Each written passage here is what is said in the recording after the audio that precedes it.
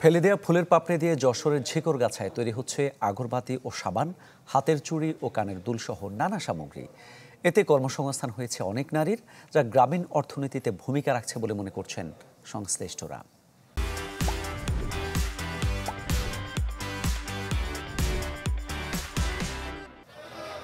প্রতি বছর এপ্রিল থেকে সেপ্টেম্বর এই ৬ মাস বাজারে তেমন ফুলের চাহিদা থাকে না।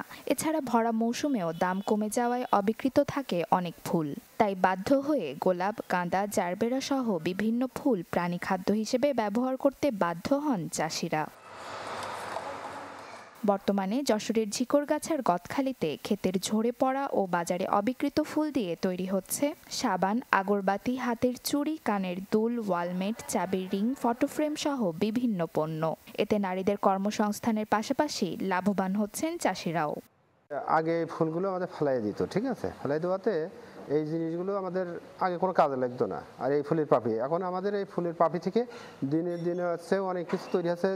২০২৩ সালে বাণিজ্য মন্ত্রণালয়ের সহযোগিতায় ভারতে গিয়ে ফুল থেকে বিকল্প পণ্য তৈরির প্রশিক্ষণ নেন যশোরের ঝিকরগাছা উপজেলার ৩ নারী। পরবর্তীতে তাদের থেকে প্রশিক্ষণ নিয়ে এখন বিভিন্ন পণ্য তৈরি করছেন অনেকেই। ফুল দিয়ে অনেক কিছু করা যায়, এটা আমরা আগে জানতাম না।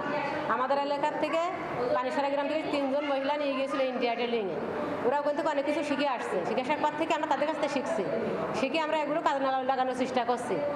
ফেলে দেওয়া ফুল থেকে বিকল্প পণ্য তৈরির এই কার্যক্রম আগামীতে ফুল সেক্টরকে আরও উন্নতির দিকে ধাবিত করবে বলে মনে করছেন ফুল ব্যবসায়ী নেতারা। ফুল অনেক সময় অবিকৃত থাকে, পরিকল্পিতভাবে চাষ না করার কারণে অতিরিক্ত কৃষকরা চাহিদা না থাকলেও সেই ফুলগুলো নষ্ট হয়ে যায়। তখন এই ফুলগুলো নিয়ে আমাদের বিকল্প পণ্য তৈরির উদ্যোগ গ্রহণ করা হয়েছে। বর্তমানে এই উপজেলার ১৫০ শতাধিক নারী প্রশিক্ষণ নিয়ে ফুল থেকে বিকল্প পণ্য তৈরির কাজ করছেন। Desk report, channel 24।